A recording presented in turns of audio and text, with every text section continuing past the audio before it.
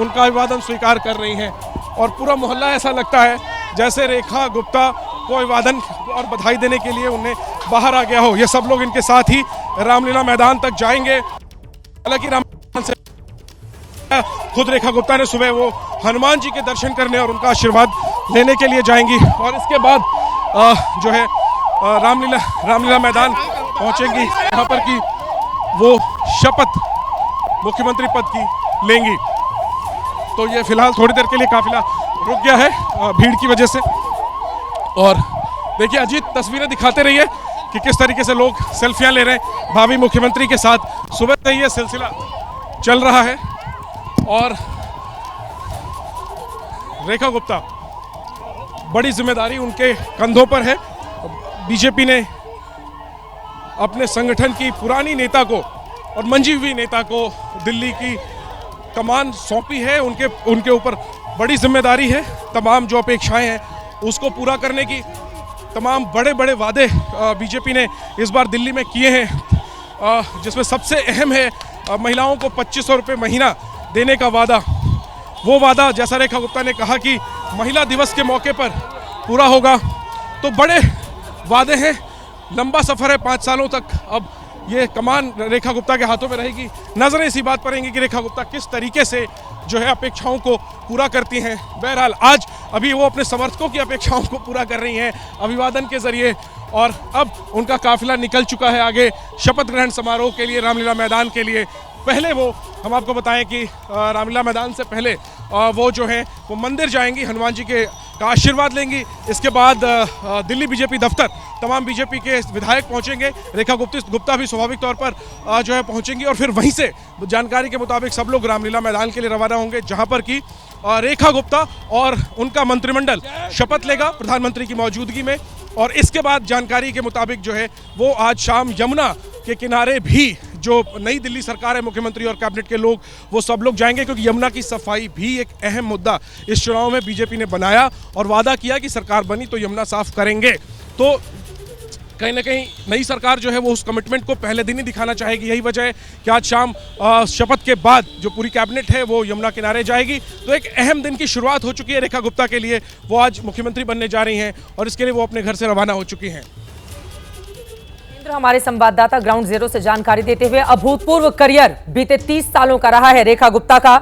1994-95 में दिल्ली के दौलत राम कॉलेज में स्टूडेंट विंग के सचिव से शुरुआत की और आज देखिए उनका राजनीतिक करियर किस तरह से शून्य से शिखर की ओर बढ़ता हुआ।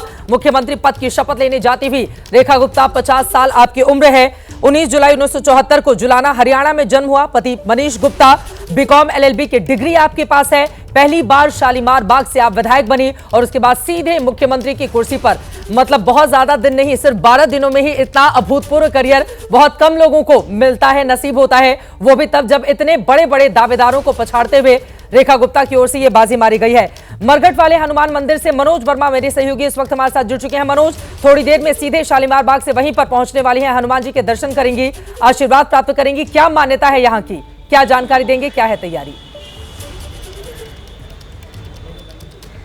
जी बिल्कुल, देखिए आपको पहले मैं तैयारियां दिखाना चाहूँगा कि इस वक्त हनुमान मंदिर में जो तैयारियां हैं वो लगभग पूरी कर ली गई हैं। तस्वीरों में आप देख सकते हैं कि यहाँ पर जो है पुलिस तो मौजूद है ही, साथ ही साथ मंदिर के भी जो लोग हैं वो मौजूद हैं। और रेखा गुप्ता जब यहाँ पर पहुँचेंगी तो सबसे पहले वो मंदिर में हनुमान जी के दर्शन करेंगे और उसके बाद अंदर जाएंगी। क्या नाम है आपका? मेरा अंकित नाम है। अंकित जी, आप यहीं मंदिर से जुड़े हुए हैं? हाँ जी जुड़े हुए हैं जी। अभी किस तरीके से आपने उनका कार्यक्रम डिसाइड किया है? अभी रेखा जी शपथ लेने से पहले अभी आने वाली हैं, 10:30-11 बजे तक, 10:30 पौने 11 तक आ जाएंगी। फिर यहाँ से माथा टेक के फिर शपथ के लिए निकलेंगे।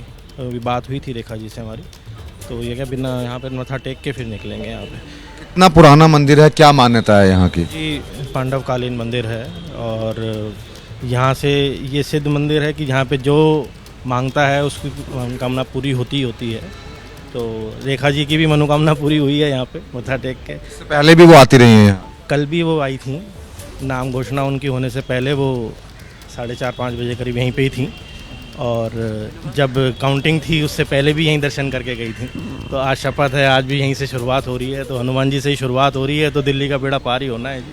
बिल्कुल, देखिए हनुमान जी से ही शुरुआत हो रही है और काफ़ी प्राचीन कालीन मंदिर है और ऐसी मान्यता है कि यहाँ पर जो भी मांगा जाता है वो ज़रूर पूरा होता है। और जैसा कि इन्होंने हमें बताया कि पहले भी यानी कि इससे कल भी वो यहाँ पर आई थी और जिस दिन काउंटिंग थी तब भी आई थी, और आज भी जब वो मुख्यमंत्री पद की शपथ लेने जा रही हैं तो वो सबसे पहले वो यहाँ पर हनुमान जी के दर्शन करेंगी और उसके बाद फिर यहाँ से सीधा वो रामलीला मैदान जाएंगे। अब से कुछ ही पलों का जो वक्त है वो बचा है उनके हाथ में। मैं फौरन आपके पास लौटूंगी जैसे ही रेखा गुप्ता वहां पर पहुंचती हैं। मरघट वाले हनुमान मंदिर का जो किस्सा है वो भी बड़ा ही दिलचस्प है। जैसे ही रेखा गुप्ता वहां पर पहुंचते हैं अपने दर्शकों को हम बताएंगे, लेकिन उसके पहले मनोज्ञा लोईवाल हमारे साथ जुड़ी हुई है। स्टूडियो में खास मेहमान हमारे साथ मौजूद हैं।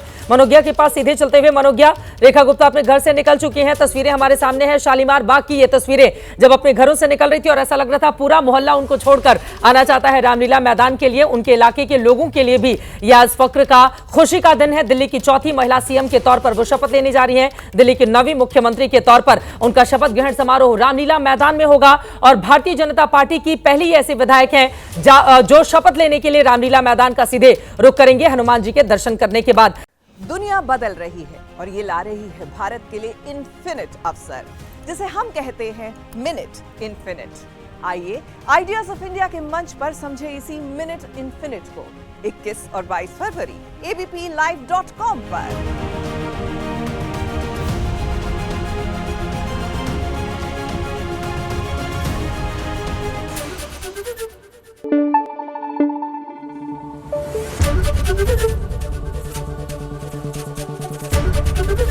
एबीपी न्यूज आपको रखे आगे।